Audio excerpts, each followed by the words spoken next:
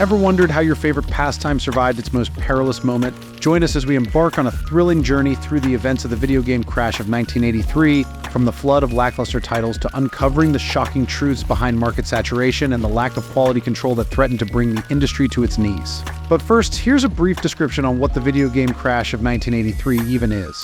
The video game crash of 1983 was a severe downturn in the North American video game industry, marked by plummeting sales and revenue, oversaturation of the market with low-quality games, consumer disillusionment, and economic recession were primary factors. The Atari 2600, a popular console, faced quality control issues and a flood of subpar third-party titles. Retailers discounted consoles and cartridges, causing massive financial losses, bankruptcies, and studio closures. The industry restructured, implementing quality control measures. Nintendo's NES release in 1985, with strict licensing and quality game focus, revived the market. The crash's financial impact was substantial, with estimates suggesting billions of dollars in losses. Globally, the crash led to a market decrease, shifting towards personal computer software, and saw companies like Magnavox exiting the console industry.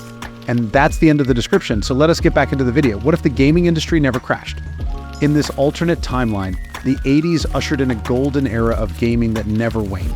The industry continued to flourish, fueled by innovation, creativity, and a voracious appetite for immersive experiences. Without the crash, companies like Atari, Coleco, and Intellivision thrived, each pushing the boundaries of technology and storytelling in gaming.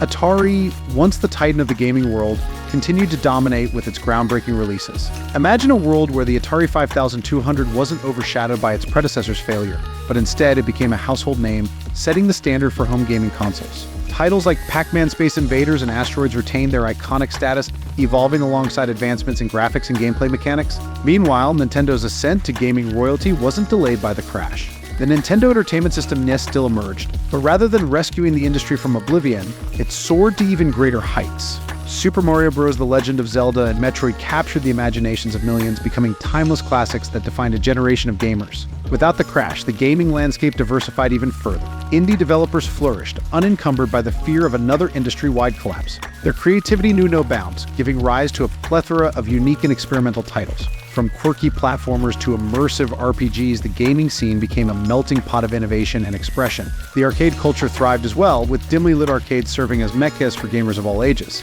Without the specter of the crash looming overhead, these neon-lit sanctuaries continued to pulsate with life, offering a haven where players could immerse themselves in virtual worlds and compete for high scores.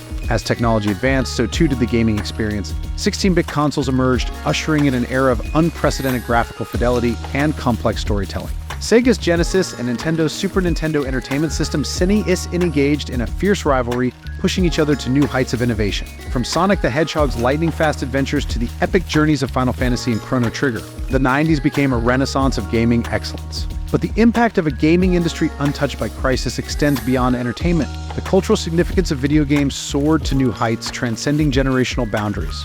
Video games weren't just seen as mere pastimes, but as legitimate art forms capable of eliciting profound emotions and sparking meaningful conversations. In this alternate reality, the gaming industry stands as a beacon of creativity, resilience, and endless possibilities. Without the crash of the 80s, the evolution of gaming took a different path, one filled with endless potential and boundless imagination. As we ponder this parallel universe, let us not forget the lessons learned from the crash of the 80s. It serves as a reminder of the fragility of industries built on innovation and consumer demand. But amidst the rubble of past mistakes lies the inspiration to forge a future where the pixels continue to shine brightly, and the controllers never cease to bring joy to gamers around the world.